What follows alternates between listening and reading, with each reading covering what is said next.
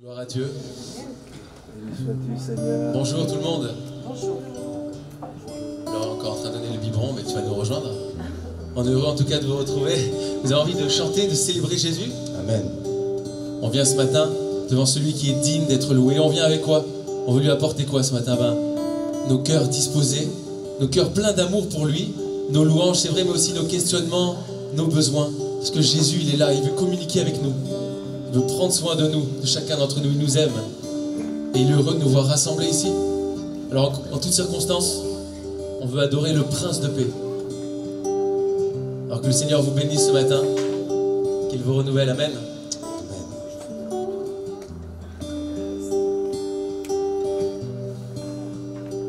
Seigneur des seigneurs, tu es roi des rois, tu es tout puissant, Dieu de toutes choses, Emmanuel, Dieu est avec nous, Prince de la paix, agneau immolé, oui tu es vivant, tu es souverain, tu régneras toujours. Car tu es l'éternel, tu es l'alpha, l'oméga, le début, la fin. Tu es mon sauveur, mon messie, mon meilleur ami. Tu es mon prince de paix, je veux vivre ma vie pour toi. Dieu, tu es saint, Dieu, tu es saint, tu es puissant. Tu es digne d'être loué. Je te suivrai, je t'écouterai, je t'aimerai toute ma vie, toute ma vie. Je chante, j'adore le roi qui est venu. Je t'aime, avec nous. Chasse de la terre, d'agneau dans ta place. Je suis vivant, tu es souverain, tu régneras toujours. Car tu es l'éternel, tu es l'alpha, l'oméga, le début, la fin. Tu es mon messie, mon meilleur ami. Tu es mon prince de paix, et je veux vivre ma vie pour toi.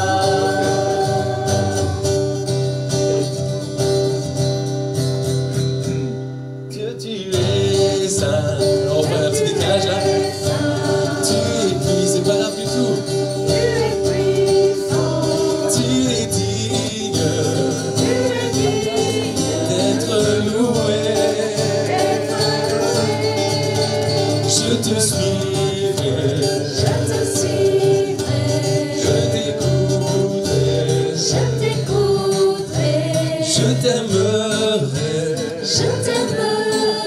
toute ma vie.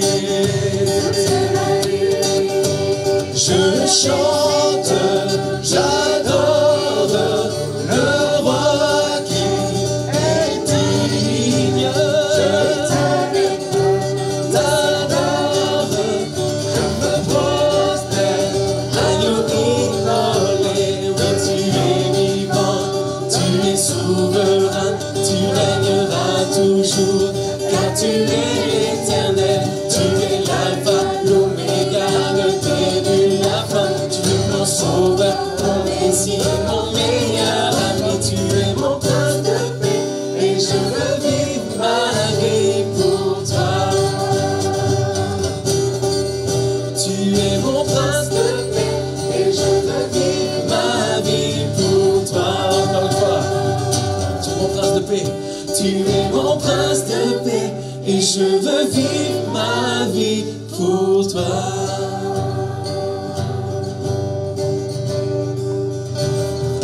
Tes bienfaits font naître en moi des chants de louange. Et même au cœur de la nuit, Seigneur, je redirai, béni soit le nom du Seigneur, béni soit ton nom, béni soit le nom du Seigneur, béni soit ton nom glorieux. Encore, béni soit le nom du Seigneur, béni soit ton nom, béni soit ton nom, béni soit le nom du Seigneur, béni soit ton nom glorieux. Béni soit ton nom, où tu donnes l'abondance et déverses ta bienveillance. Béni soit ton nom. Béni soit ton nom, quand ma vie traverse un désert, quand je marche en terre inconnue. Béni soit ton nom.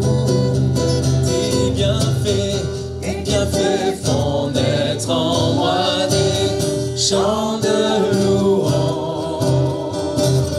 Même heure que la nuit, Seigneur, je redirai, béni soit le nom du Seigneur, béni soit ton nom, béni soit le nom du Seigneur, béni soit ton nom glorieux. Béni soit ton nom, dans ce mois. Brille le soleil, quand la vie semble me sourire. Béni soit ton nom. Béni soit ton nom, sur la route semée de souffrance. C'est route d'offrir ma louange. Béni soit ton nom. Tes bienfaits font naître en moi des chants de louange. Et mon cœur que la nuit, Seigneur, je dirai, béni soit le nom du Seigneur, béni soit ton nom, béni soit le nom du Seigneur, béni soit ton nom glorieux, béni soit le nom du Seigneur, béni soit ton nom, béni soit le nom du Seigneur, béni soit ton nom glorieux. Seigneur, tu as donné, Seigneur, tu as ôté, mon cœur choisit de dire Que ton nom soit béni. Seigneur, tu as donné, Seigneur, tu as ôté, mon cœur choisit de dire ton nom soit béni. Béni soit le nom du Seigneur, béni soit ton nom, béni soit le nom du Seigneur, béni soit ton nom glorieux, béni soit le nom du Seigneur, béni soit ton nom, béni soit le nom du Seigneur, béni soit ton nom glorieux.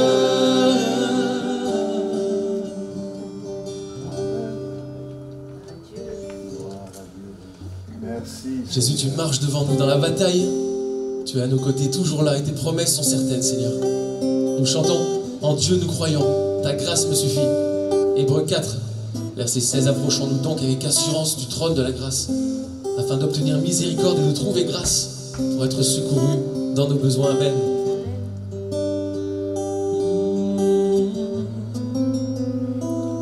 Quand mon âme est accablée dans la bataille, je dirai, ta grâce me suffit, ta grâce me suffit. Lorsque je suis éprouvé, je ne suis pas délaissé, car toi seul me suffit, car toi seul me suffit. En Dieu nous croyons, confiants en son nom. Je sais que Dieu est inébranlable, Dieu est avec nous, au-dessus de tout. Je sais, Dieu est inébranlable, Dieu est inébranlable. Chemin au Père des miracles, tu tiens tes promesses, lumière dans les ténèbres. Mon Dieu, c'est ce que tu es. Dieu est inébranlable. Chemin au Père des miracles, tu tiens tes promesses, lumière dans les ténèbres. Mon Dieu, c'est ce que tu es. Nous irons là où tu vas. Nous irons là où tu vas. Dans l'inconnu, tu es là. Tu marches devant nous. Tu marches devant nous. Conduis mon cœur dans tes voies, car je veux vivre pour toi. Tes promesses sont certaines. Tes promesses sont certaines. En Dieu nous croyons, confiants en son nom.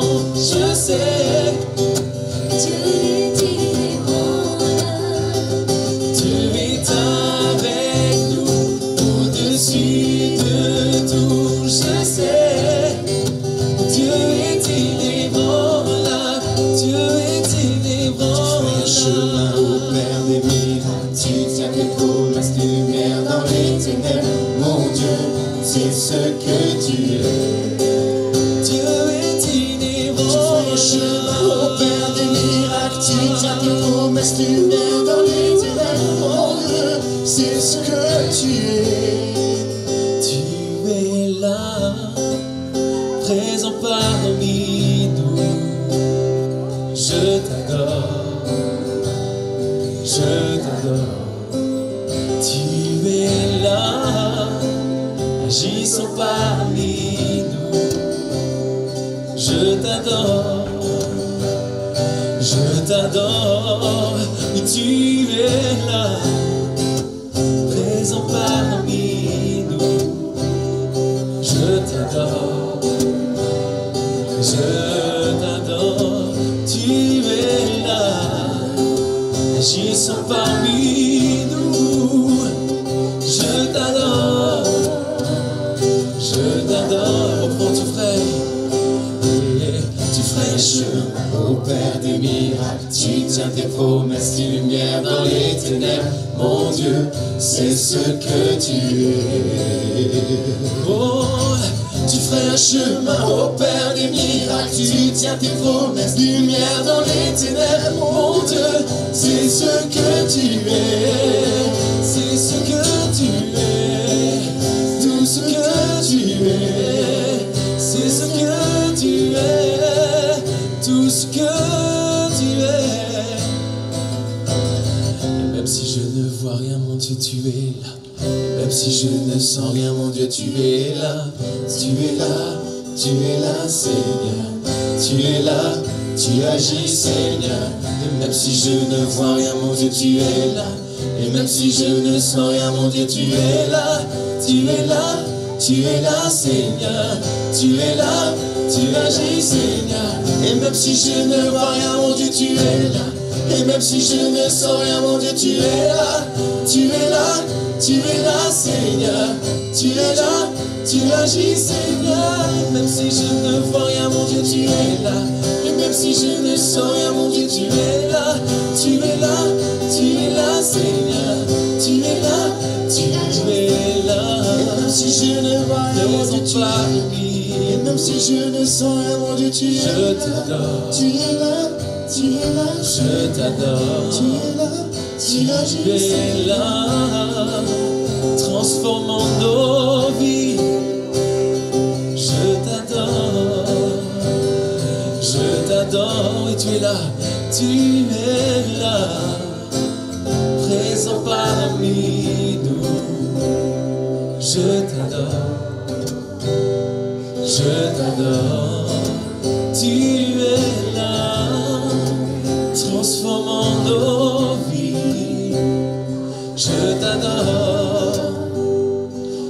t'adore, oh je t'adore, oui je t'adore. Si je vis Seigneur, c'est pour t'adorer. Oh je t'adore, oui je t'adore. Si je vis Seigneur, c'est pour t'adorer.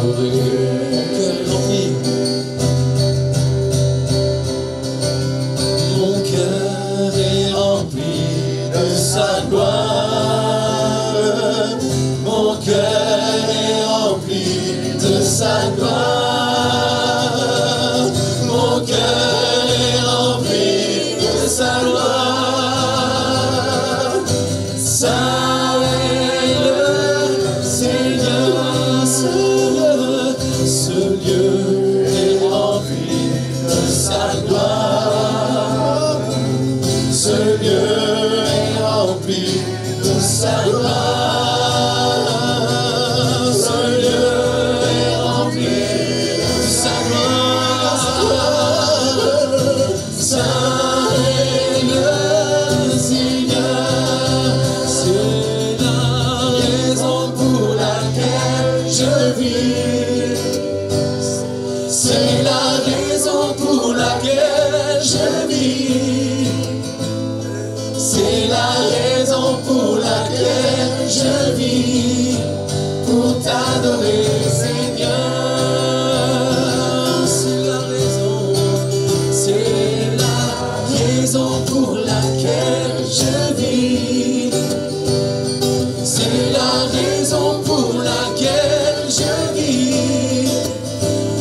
C'est la raison pour laquelle je vis. Pour t'adorer, Seigneur. Oh, je t'adore. Oui, je t'adore. Si je vis, Seigneur, c'est pour t'adorer.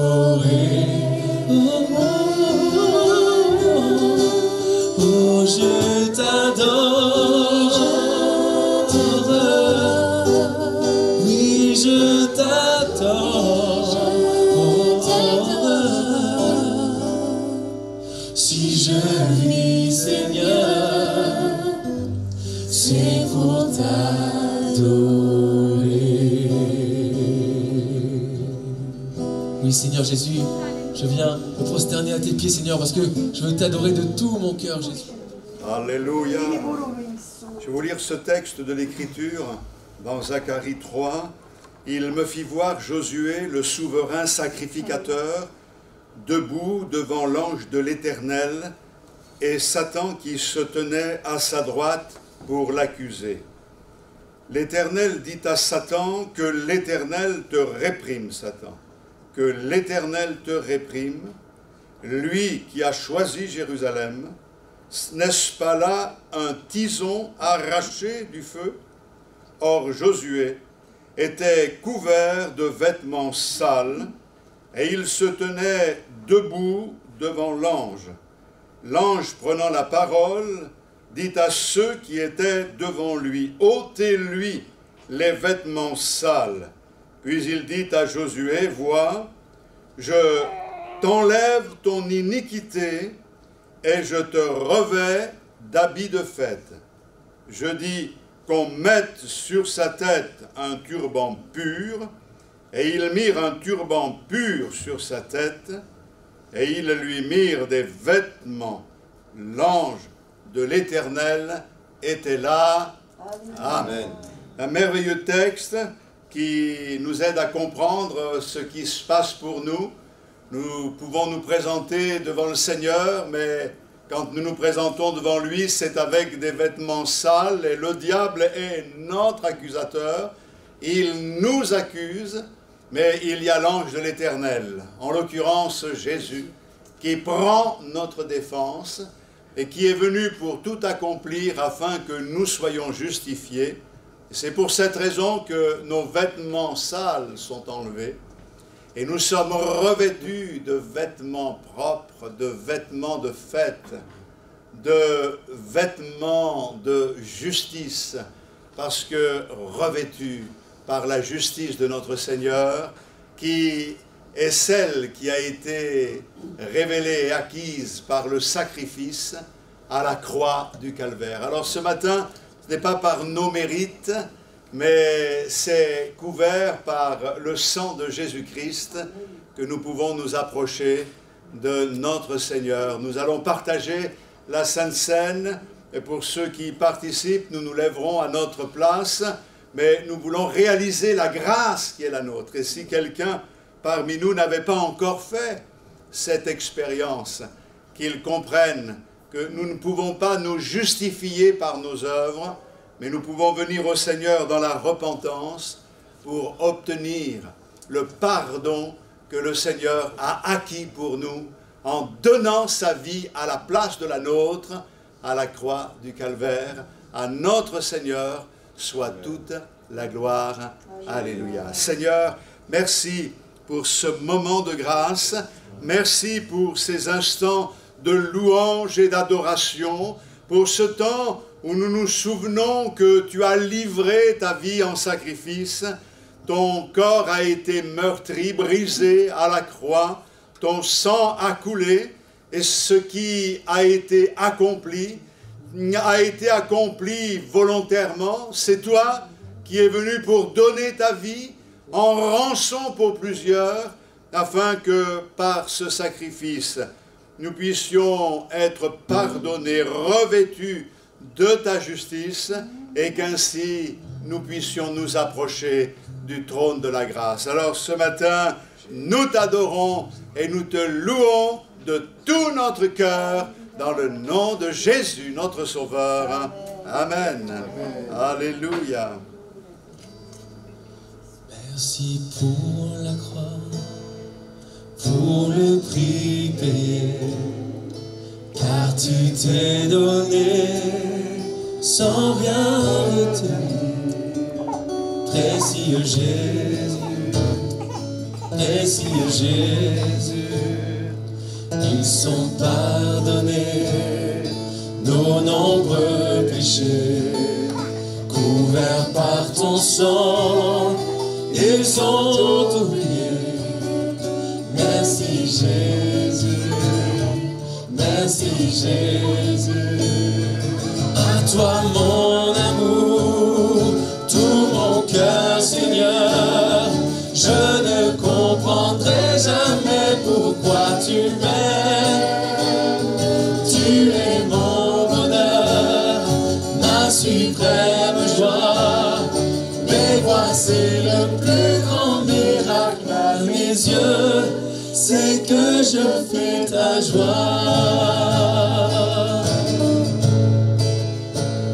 C'est pour nous guérir que tu as souffert, tu as pris nos peurs, donné ton amour.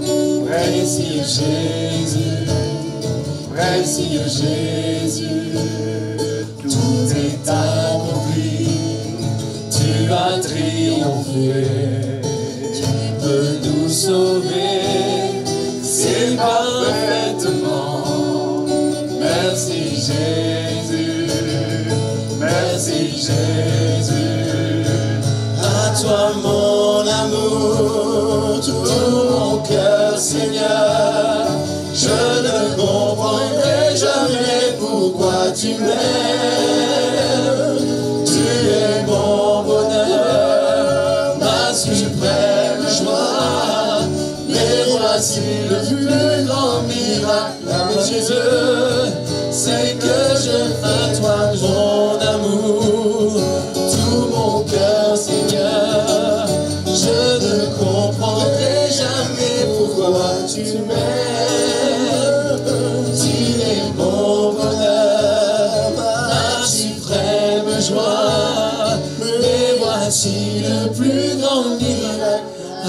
yeux, c'est que je fais ta joie.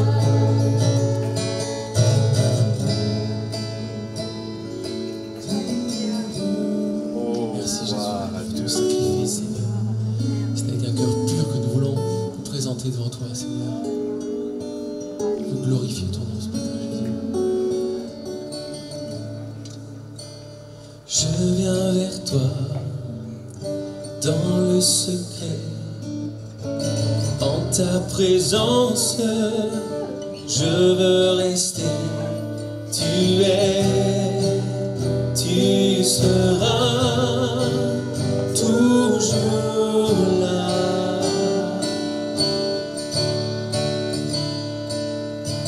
Tout contre toi, près de ton cœur, je peux entendre ta voix, Seigneur.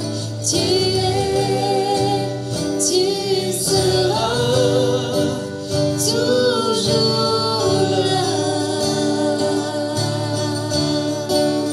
Ébloui devant toi, éternel.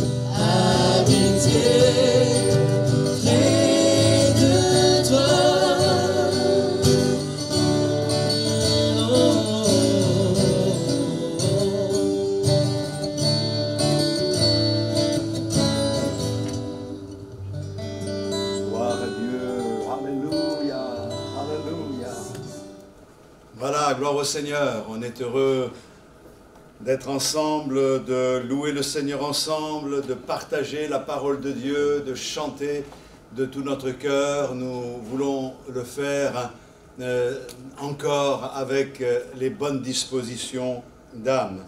On va lire dans le Cantique des Cantiques 2 versets. Le premier verset dans le chapitre 6, le Cantique des Cantiques, c'est juste avant le livre du prophète Ésaïe. Voilà, Ésaïe, c'est un grand livre au milieu de la Bible, et juste avant, il y a le Cantique des Cantiques. Au chapitre 6, voici une déclaration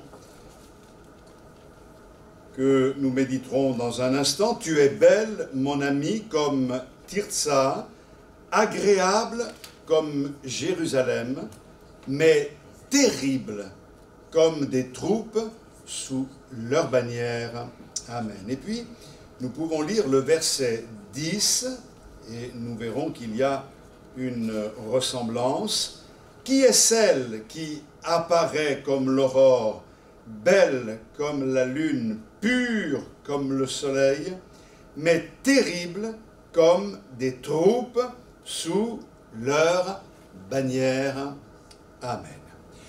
Nous sommes ici dans le livre du Cantique des Cantiques. C'est une merveilleuse histoire d'amour entre une bien-aimée et un bien-aimé. Et cette histoire d'amour est ici au cœur même de ce livre qu'est la Bible.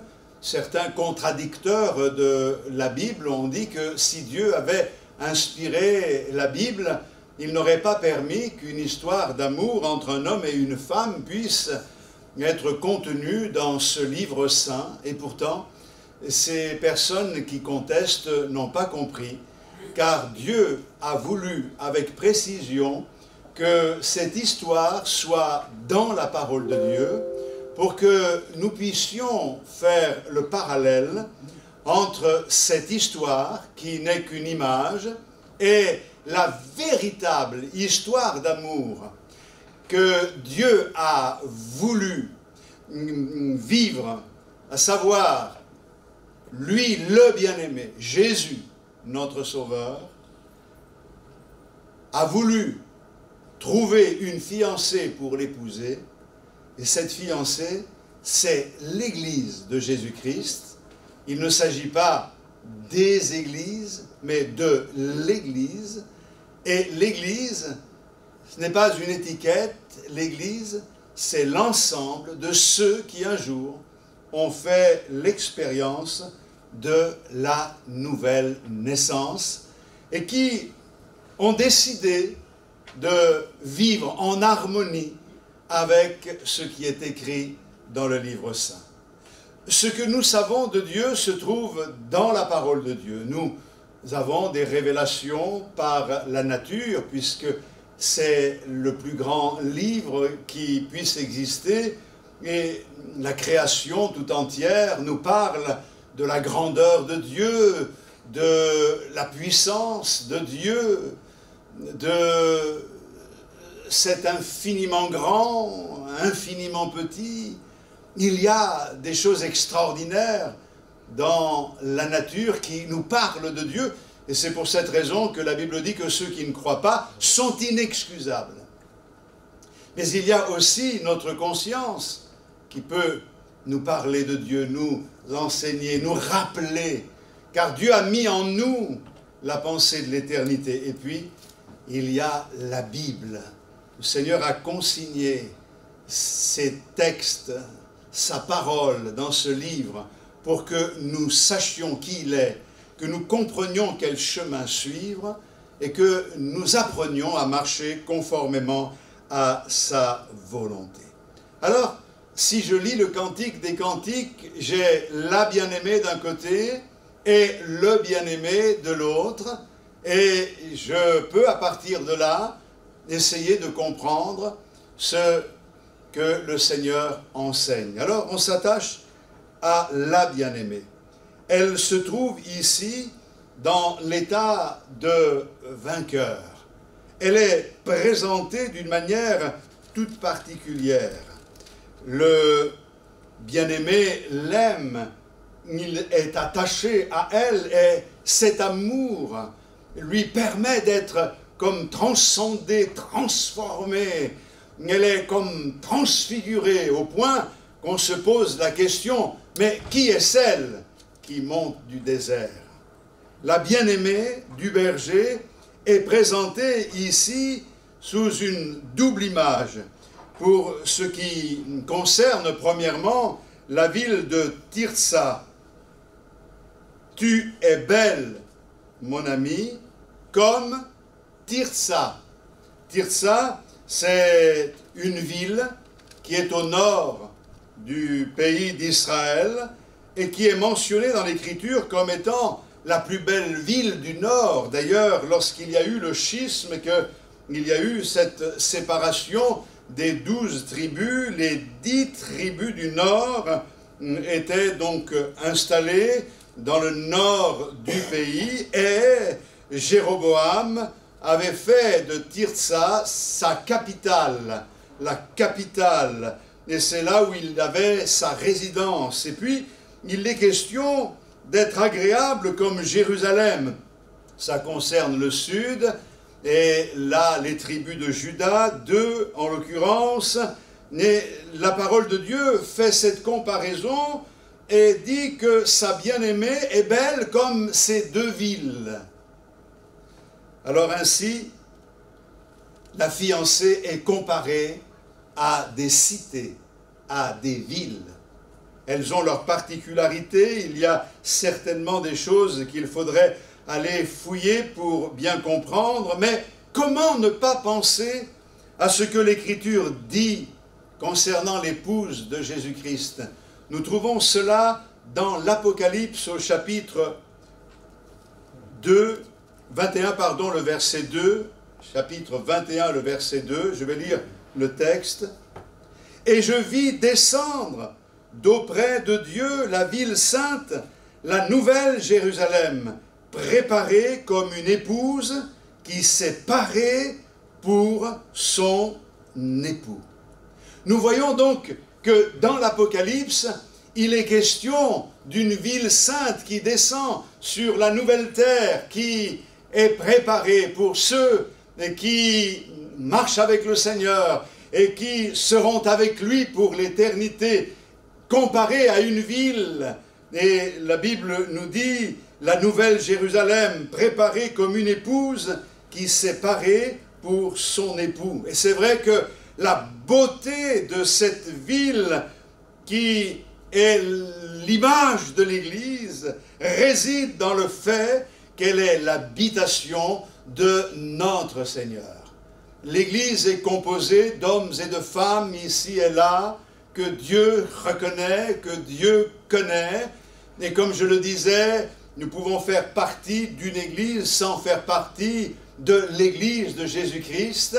Nous devons réaliser l'importance du sérieux auquel nous sommes invités, le sérieux d'une vie consacrée à notre Seigneur. Et nous devrions les uns et les autres comprendre que la richesse et la beauté de l'Église, c'est de pouvoir accueillir le Seigneur. Se poser la question ce matin, le Seigneur réside-t-il au milieu de nous, déjà dans nos vies? Aujourd'hui, lorsque nous lisons dans le Nouveau Testament concernant les disciples de Christ, sur le plan spirituel, il est dit dans Éphésiens au chapitre 2 et le verset 20, « Vous avez été édifiés sur le fondement des apôtres et des prophètes, Jésus-Christ lui-même étant la pierre angulaire. En lui, tout l'édifice bien coordonné s'élève pour être un temple saint dans le Seigneur. En lui, vous êtes aussi édifiés pour être une habitation de Dieu en esprit. » Alléluia. Et puis, un peu plus loin, dans le chapitre 3, verset 16, « Que Dieu vous donne, selon la richesse de sa gloire, d'être puissamment fortifié par son esprit dans l'homme intérieur, en sorte que Christ, habite dans vos cœurs par la foi. Alors, nous sommes la résidence de notre Seigneur, la ville sainte, l'habitation de Dieu, le temple de Dieu.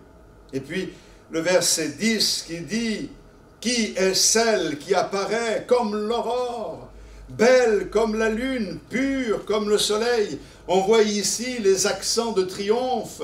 L'aurore, c'est le commencement du jour. C'est l'annonce que le soleil arrive. Nous voulons réaliser que l'Église doit être ainsi préparée pour ce moment, car celui qui est venu, nous savons qu'il reviendra. Alléluia. Et nous vivons dans cette espérance.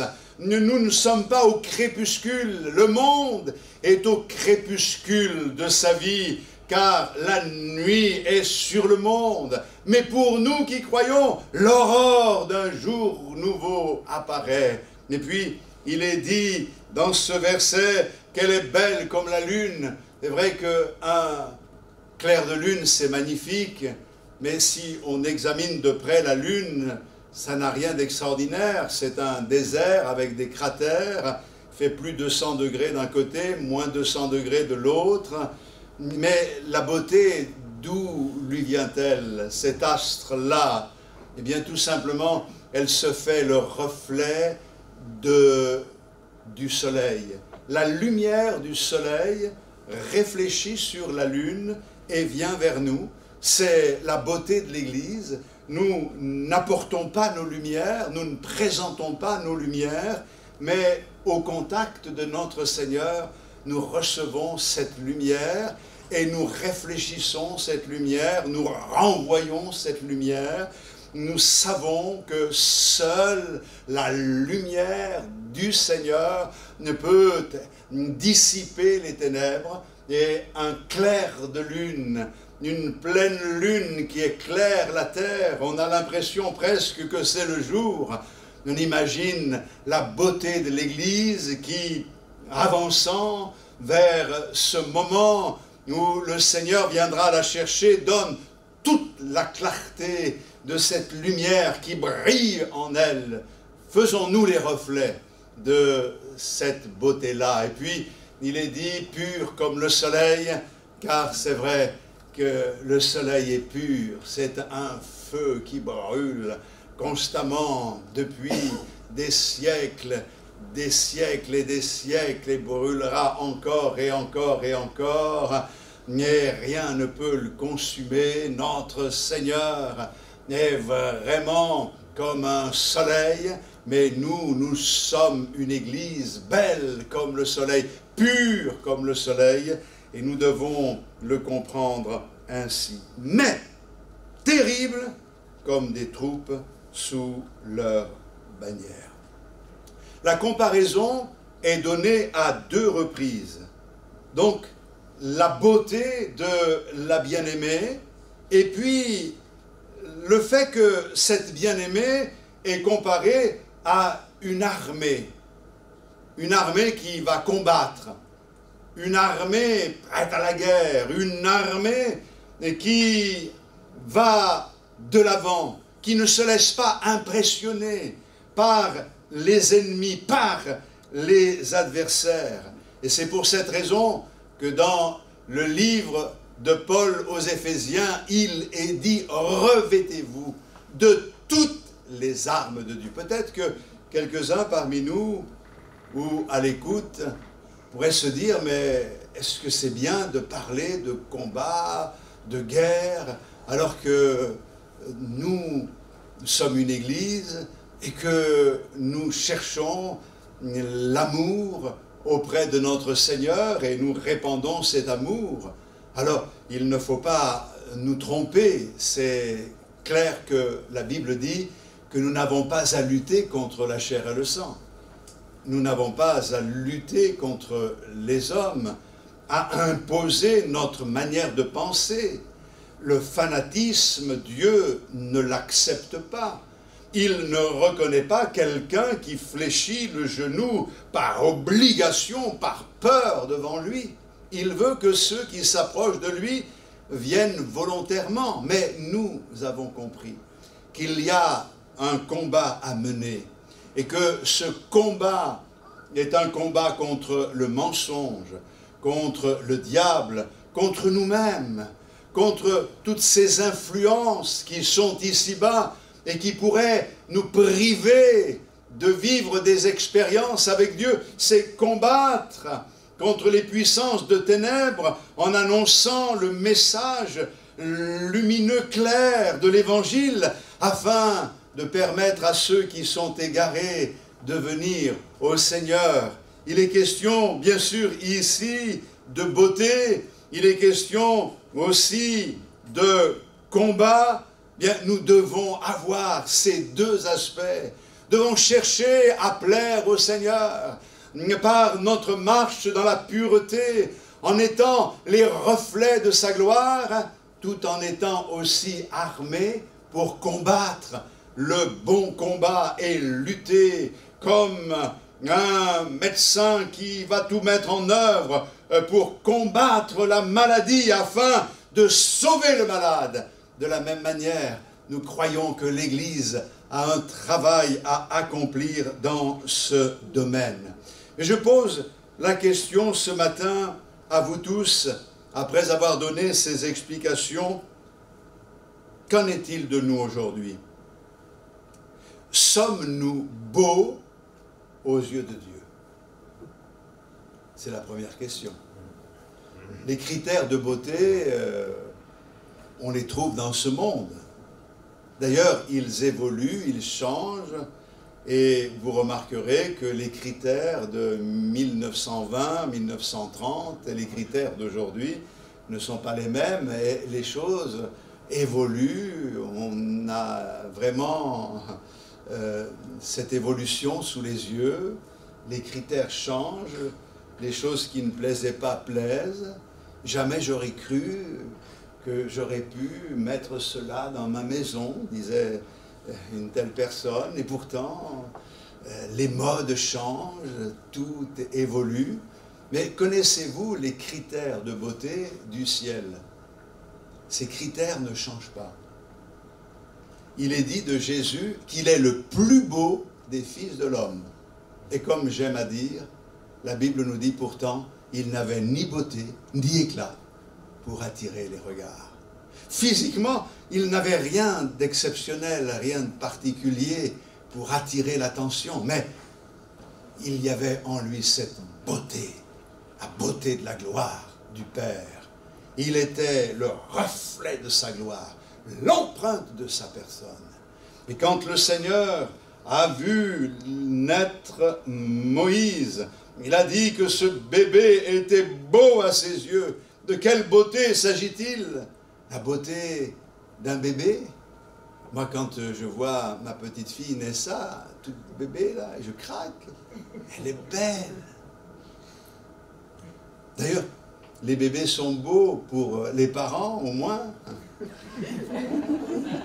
Ma petite fille, elle est belle. Et bon, des fois, c'est pas le cas d'un bébé. Mais il faut être honnête.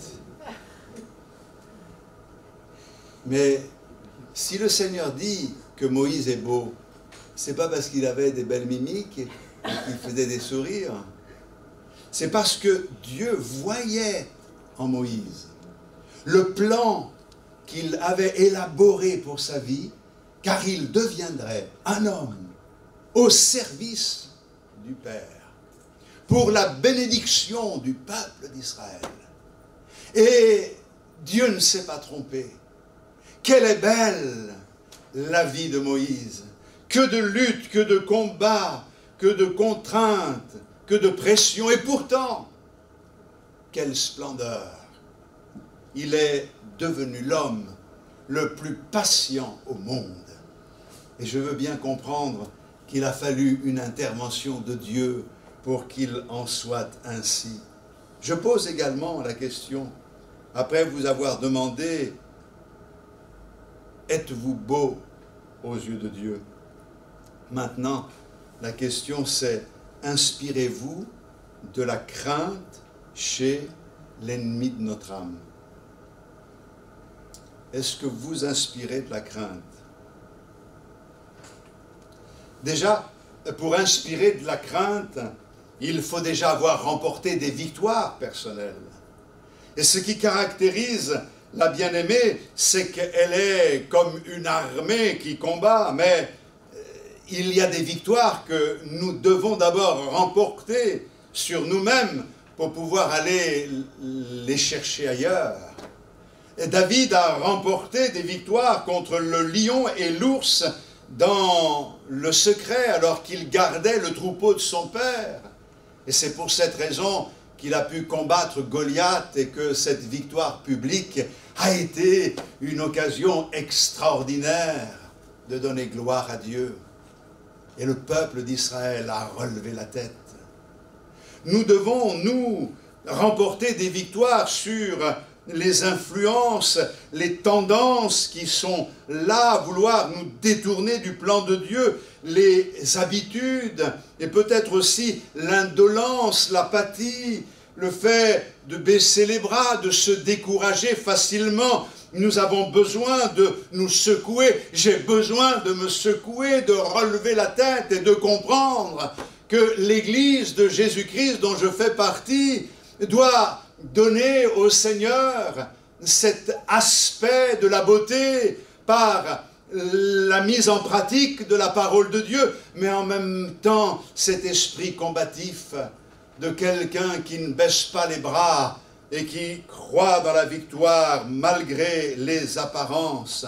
Si nous ne surmontons pas les ennemis spirituels avec la grâce que Dieu nous accorde, nous serons à un moment donné vaincus, écrasés sur le champ de bataille. Nous ne pourrons pas faire l'œuvre de Dieu. Et si nous vivons dans la vérité, si nous cherchons à plaire au Seigneur, si nous ne cherchons pas à plaire aux hommes, mais à satisfaire le cœur de Dieu avec ce désir que Dieu nous utilise pour éclairer les âmes qui sont perdues, alors je suis convaincu que le Seigneur nous donnera la victoire. Je constate, hélas, permettez-moi de donner cet aspect négatif, qu'un bon nombre de chrétiens aujourd'hui ne font plus peur ni aux hommes, ni aux démons, ni au diable.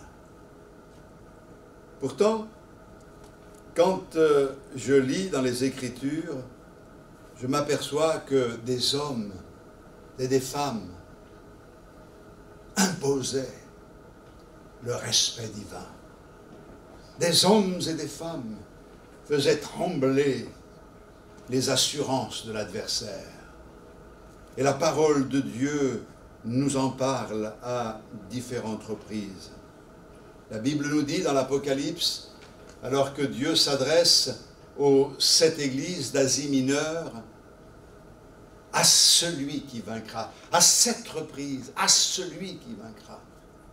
Il y a des victoires à prendre. Et pourquoi le Seigneur parle-t-il ainsi? Parce que, à l'exception de 2 églises, et particulièrement l'église de Philadelphie, il ne trouve pas à redire, il voit les traits de la beauté et qui sont les siennes, et il voit en même temps cet esprit combatif d'une église conquérante, d'une église missionnaire.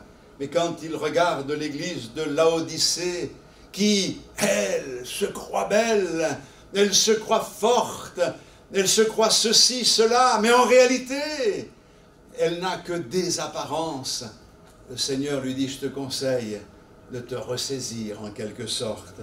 Nous avons besoin de toute la grâce de Dieu pour pouvoir faire la joie de notre Seigneur. Et alors, revêtons-nous du Seigneur Jésus-Christ, vivons dans une communion étroite avec lui, avec un désir que le Seigneur nous utilise pour l'avancement de son règne. Alléluia. Regardez la bien-aimée, on ne la reconnaît pas. Qui est celle qui apparaît comme l'aurore? Qui est-elle? Pourtant, il la connaissait, particulièrement les filles de Jérusalem, mais l'amour de son bien-aimé a opéré en elle une transformation, point qu'elle est devenue rayonnante.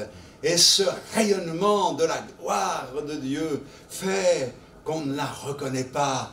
Que Dieu fasse que l'œuvre de Dieu accomplie dans nos vies, au cœur même de nos combats, de nos luttes, nous amène à avoir le rayonnement de sa gloire. Soyons honnêtes, quand les épreuves s'abattent, quand les choses ne vont pas dans notre vie, quand autour de nous tout se désintègre, et quand nous accumulons douleur sur douleur, malheur sur malheur, il y a de quoi baisser les bras.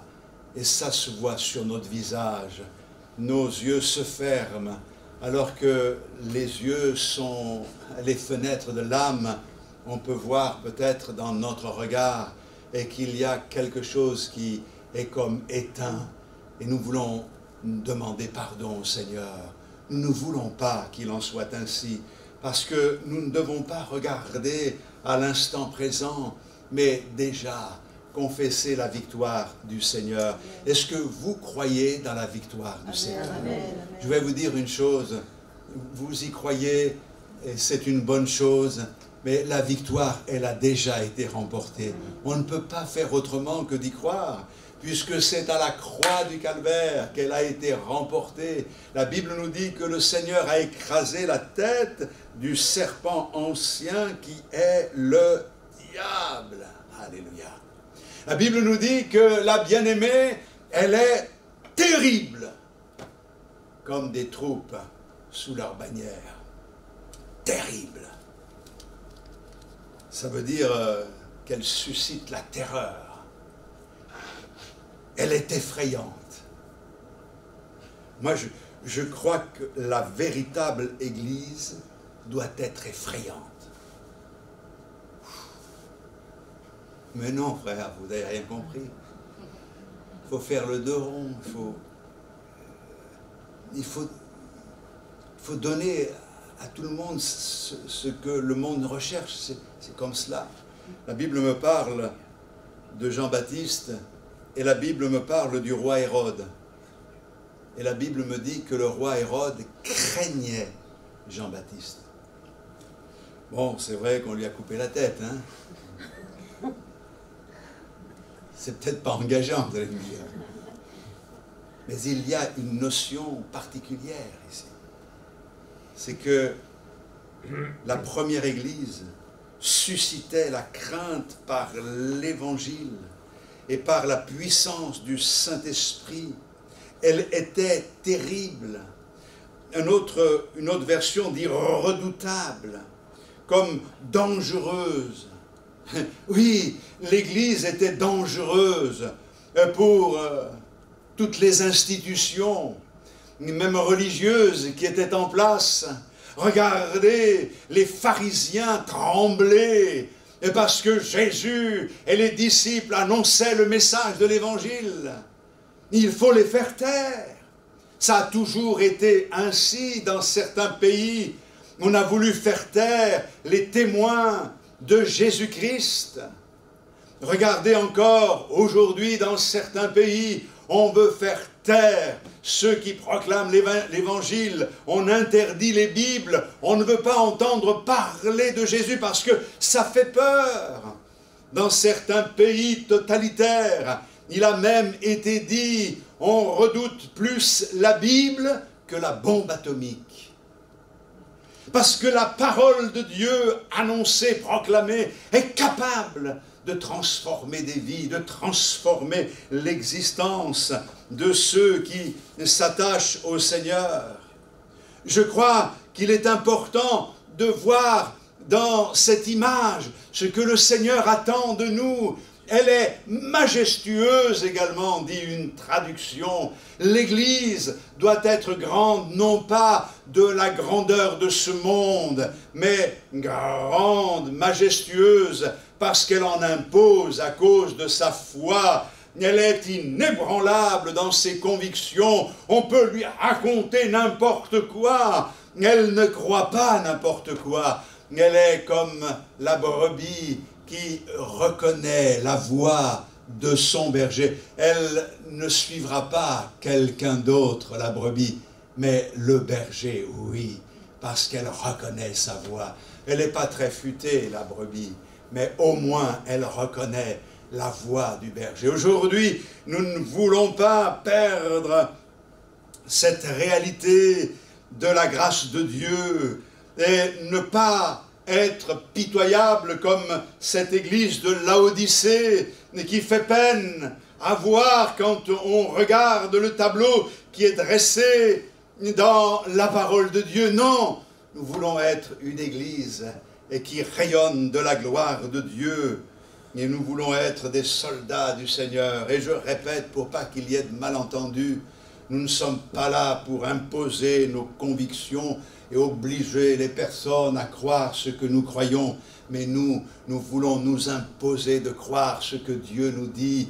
Et nous voulons le vivre au point que notre vie devienne un message que les autres pourront lire et que ce message, ils puissent le recevoir et l'accepter avec un désir de plaire à Dieu à leur tour. Alléluia.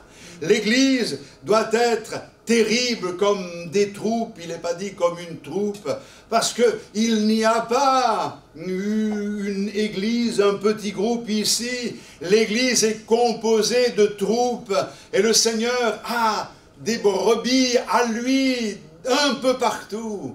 Et le Seigneur veut les utiliser. Nous avons quelque chose de particulier à présenter à notre Seigneur. Mais regardez l'Église, combien elle est glorieuse, majestueuse, terrible, lorsque, revêtue de la puissance du Saint-Esprit le jour de la Pentecôte, on voit là la naissance de l'Église. Pierre, qui jusque-là tremblait dans ses chaussures parce qu'il avait peur des hommes, et on peut comprendre, il est le premier revêtu de la puissance d'en haut à sortir. Le Seigneur lui avait dit, je te donne les clés du royaume des cieux. Ah, on représente Pierre avec des clés au paradis pour ouvrir les portes. Non, il a reçu les clés pour ouvrir la porte d'abord aux Juifs, ensuite aux gentils. Et le jour de la Pentecôte, c'est lui qui donne la clé à tous, qui ouvre la porte en annonçant l'évangile. 3000 âmes se sont converties ce jour-là. L'œuvre de Dieu s'est faite d'une manière extraordinaire. Et puis, cette Église a connu un réveil extraordinaire par cette petite quantité de personnes. Il y a eu un travail de Dieu. Ensuite, un homme, un évangéliste qui était diacre auparavant, va à Samarie. Et là, il annonce le message de l'évangile. Et Dieu glorifie son nom en confirmant sa parole. Et il y a là un réveil, au point que, dépassé par la situation, il fait appel aux apôtres. C'est ça, la beauté de l'Église. Il y a eu un coup d'arrêt. Le diable a voulu arrêter l'expansion de l'Église. Et il a fait tout exploser par la persécution. Et il y a eu des persécutions, et vous connaissez l'histoire de Saul de Tarse. Mais la parole de Dieu nous montre que une poignée de chrétiens persécutés, partant ici et là, témoignaient, une poignée par-ci, une poignée par-là, un chrétien par ici, un chrétien par-là, annonçaient le message de l'Évangile, et en témoignant de leur foi, ces équipes qui étaient dispersées à cause de la persécution ont communiqué la foi dans la Phénicie, dans l'île de Chypre, à Antioche, ailleurs. Le Seigneur avait dit jusqu'aux extrémités de la terre, mais il n'avait pas expliqué comment ça allait se mettre en place. En les dispersant, en voulant arrêter ce réveil, le diable a fait une œuvre qui le trompe, puisque partout où ils étaient dispersés, ils annonçaient l'Évangile, et très vite, il y a eu une contagion extraordinaire on parle de la contagion du Covid. Imaginez une contagion spirituelle aujourd'hui, quelque chose qui partant d'un petit groupe, rien n'empêche Dieu de sauver par un grand comme par un petit groupe, eh bien, de voir l'évangile se propager, un désir naître dans les cœurs, un désir de voir la gloire de Dieu, le réveil des consciences, le Seigneur peut le produire, et c'est important que nous puissions le savoir. Maintenant, il est dit comme des troupes sous leur bannière. Alors, il y aurait beaucoup à dire concernant là ou les bannières, mais nous savons ce que c'est qu'une bannière ou un drapeau. Il y a là des symboles, des choses importantes. C'est pour représenter une nation, un empire. C'est pour rallier des personnes à une même cause, un drapeau. C'est important, un drapeau. Même quand on voyage, quelquefois, un petit drapeau pour que tous les touristes qui sont avec nous dans le groupe puissent nous rejoindre. C'est un lieu de ralliement, un symbole d'une cause, et c'est important. Que veut nous enseigner l'Écriture? Déjà, nous devons savoir qu'il y a une bannière pour nous, Église de Jésus-Christ, qui représente une nation, un royaume. Et cela nous amène à ce qui est écrit dans la parole de Dieu, où justement, nous ne sommes que de passage ici-bas. C'est le message qui avait été donné à Abraham. Il y avait pour Abraham le pays de la promesse, mais il attendait quelque chose d'autre. Il attendait ce royaume dont Dieu est l'architecte. Il avait une espérance dans quelque chose qui allait au-delà de ce qu'il allait vivre. Ce qu'il allait vivre allait avoir des conséquences jusqu'à nos jours, puisque la foi d'Abraham, elle est encore en action, étant donné que nous sommes les fruits de la foi qui a été la sienne. Mais béni soit le Seigneur, il voyait plus loin. Il voyait plus loin. Nous savons que nous avons un Seigneur dans la gloire qui nous a préparé une place. Et mes frères et sœurs, nous ne devons jamais oublier que nous ne sommes ici que de passage. Notre espérance est dans le ciel. On a vu des êtres chers partir. Il a plu à Dieu de les prendre. Et pour beaucoup, nous avons eu beaucoup de peine. Mais en même temps, dans notre cœur, il y avait une espérance. Parce que nous savions au moment de leur départ qu'ils allaient rejoindre le roi des rois, le Seigneur des seigneurs.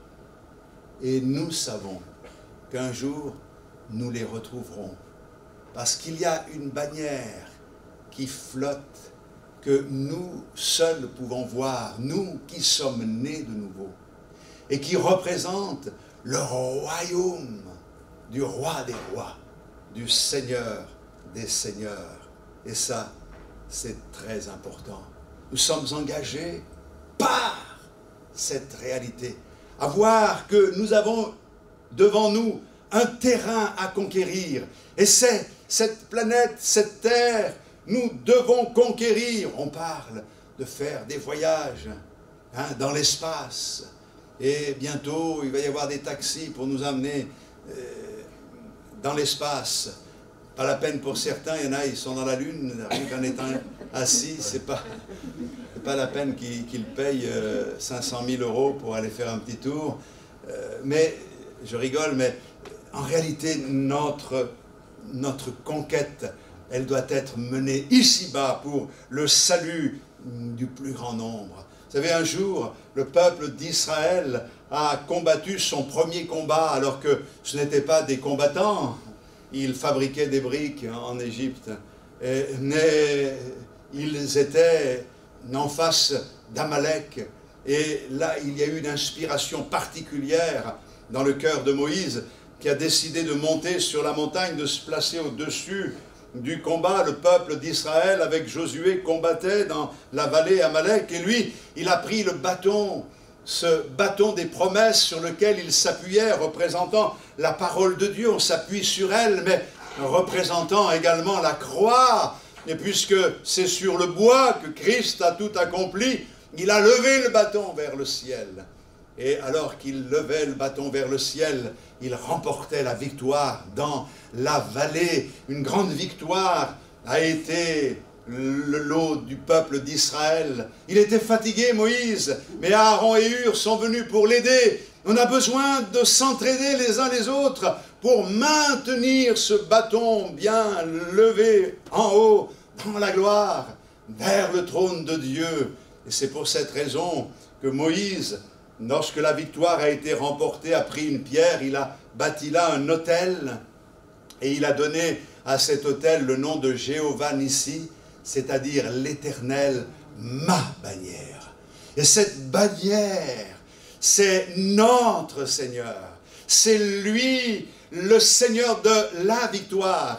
Et cette bannière flotte encore. Il est notre bannière. Il nous annonce la victoire parce que les mains ont été levées vers le trône de Dieu. Nous savons ce que ça peut représenter dans l'expérience de notre Seigneur Jésus-Christ. Alors bien sûr, on pourrait continuer encore et encore, mais mes frères et sœurs, dans le Cantique des Cantiques, au chapitre 2, il y a un verset très intéressant. Il m'a fait, au verset 4, entrer dans la maison du vin, et la bannière qu'il déploie sur moi, c'est l'amour. C'est ça qui est extraordinaire. Dans la Bible, il est parlé de la bannière de la vérité. Il est parlé de la bannière de l'amour. L'amour. Seigneur déploie sur nous une bannière. Cette bannière, c'est la bannière de l'amour. Pourquoi? Parce qu'il nous aime et il veut que nous le sachions. De se sentir aimé de Dieu, ça fait du bien. Mais nous devons aussi comprendre que la seule façon de servir Dieu, de suivre Dieu, c'est l'amour. Dieu ne veut pas que nous le servions par contrainte, par obligation, par routine. Dieu veut que nous le servions par amour. Alors, je vais terminer en disant ceci.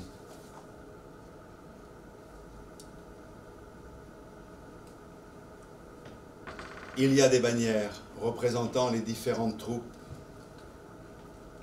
Comme les 12 tribus d'Israël, chacune avait sa bannière, mais il y avait la bannière représentant Israël. Nous avons des particularités, mais nous devons rester attachés à notre Seigneur. Mais surtout, surtout écoutez bien, ne vous rendez pas. Frères et sœurs, il est un étendard que nous pouvons élever. C'est le drapeau blanc de la capitulation. Nous pouvons élever ce drapeau blanc en disant « Je capitule, je baisse les bras, j'abandonne ». Nous devons rester attachés à notre Seigneur et à la vérité de sa parole. Ne pas nous laisser entraîner dans le désespoir au point d'abandonner. Il y a des promesses dans la Bible pour ceux qui craignent l'Éternel. Nous ne devons pas non plus laisser notre drapeau en berne. Vous savez, quand il y a un deuil national, quand il y a une commémoration particulière d'une tragédie, on met le drapeau en berne, on le descend un peu, on l'attache, il ne flotte plus. Et mes frères et sœurs, ça peut arriver que nous traversions des périodes difficiles, comme de deuil, des périodes où les épreuves sont si fortes qu'on a descendu le drapeau, on est obligé de l'attacher. On n'a pas envie d'être vu, on n'a pas envie de quoi que ce soit d'autre que de rester là au pied de notre Seigneur. Mais il y a un temps pour tout. Si c'est normal de traverser des moments de deuil, il y a un moment où, comme David, après le deuil, s'est relevé et il a demandé à manger, parce qu'il y a un moment pour mettre le drapeau en berne, mais il y a un moment pour détacher ce drapeau et le hisser et de témoigner que notre Seigneur est vainqueur. Nous ne voulons pas rester dans le trouble et nous ne voulons pas nous laisser abattre. Et je terminerai en disant ceci, un drapeau, c'est important. D'ailleurs, quand dans les actualités, on voit que des drapeaux de tel pays sont brûlés, c'est tout un symbole. Mais quelquefois, le drapeau est gribouillé, le drapeau est défiguré. On barbouille ce drapeau. Non, un drapeau doit rester intact. Et mes frères et sœurs, nous avons, nous, un drapeau qui nous donne des symboles très forts, c'est la Bible. On n'a pas le droit de taguer la Bible. On n'a pas le droit de défigurer ce qui est écrit. Plus que jamais, pour qu'on s'y reconnaisse. Si on tague la Bible, bien, on va dire j'ai la Bible, mais comment ça se fait que ce n'est pas les mêmes symboles? Comment ça se fait qu'il y a ça? Comment ça se... Il y a tellement de tags aujourd'hui qu'on ne voit plus le support.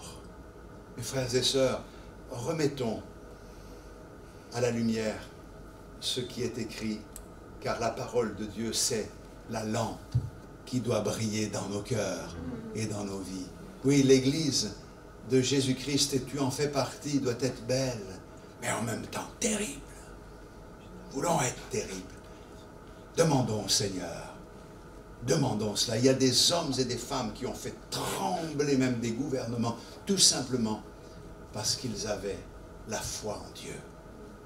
Oh, il ne s'agit pas de faire de la provocation, mais il s'agit d'être vrai avec ce que le Seigneur nous a confié. On va prier le Seigneur ensemble. Merci Seigneur pour ta fidélité. Merci pour ton amour. Seigneur, nous sommes devant toi, fléchissant le genou devant ta majesté, te remerciant du fond du cœur pour l'amour que tu déploies sur nous. Car comme nous l'avons lu, la bannière que tu déploies sur nous, c'est l'amour. Oh, merci, parce que nous nous sentons aimés, nous nous sentons environnés de grâce. Et c'est notre force. Et dans ce moment, dans cet instant, nous voulons réaliser non seulement le privilège qui est le nôtre, mais la responsabilité qui est la nôtre. Alors viens bénir mes frères et sœurs et viens les encourager. Et Seigneur, au-delà de nous tous qui sommes ici, bénis ceux qui vont écouter encore. Et bénis, Seigneur, ceux qui nous entourent et qui ont besoin de connaître ta lumière. À toi soit toute la gloire, dans le précieux nom de Jésus, notre bien-aimé Sauveur. Amen. Amen. Alléluia. Même si je marche dans la vallée de l'ombre de la mort, ton amour sera mon réconfort. Même si je suis pris au milieu des tempêtes ici-bas, je tiendrai, je sais que tu es là. Je ne craindrai aucun mal, car mon Dieu est avec moi. Et si mon Dieu est avec moi, je ne craindrai rien, je ne craindrai rien. Non, jamais tu ne m'abandonnes dans le calme ou les combats. Jamais tu ne m'abandonnes dans les hauts comme dans les bas. Jamais tu ne m'abandonnes, Dieu, tu ne m'abandonnes pas.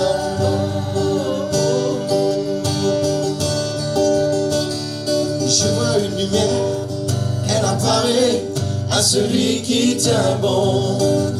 Une lumière d'un éclat sans pareil. Alors viendra la fin, de ces tourments, mais jusqu'à ce grand jour, nous voulons te connaître ici-bas. Je ne craindrai aucun mal, car mon Dieu est avec moi. Et si mon Dieu est avec moi, je ne craindrai rien, je ne craindrai rien. Oh, jamais tu ne m'abandonnes dans le calme ou les combats. Jamais tu ne m'abandonnes dans les hauts comme dans les bas. Jamais tu ne m'abandonnes, Dieu, tu ne m'abandonnes pas. Je vois une lumière, elle apparaît à celui qui tient bon. Alors viendra la fin de ce tourment, mais jusqu'à ce grand jour, je louerai ton nom, je louerai ton nom. Je vois une lumière, elle apparaît à celui qui tient bon. Alors viendra la fin de ces tourments, mais jusqu'à ce grand jour, je louerai ton nom, je louerai ton nom.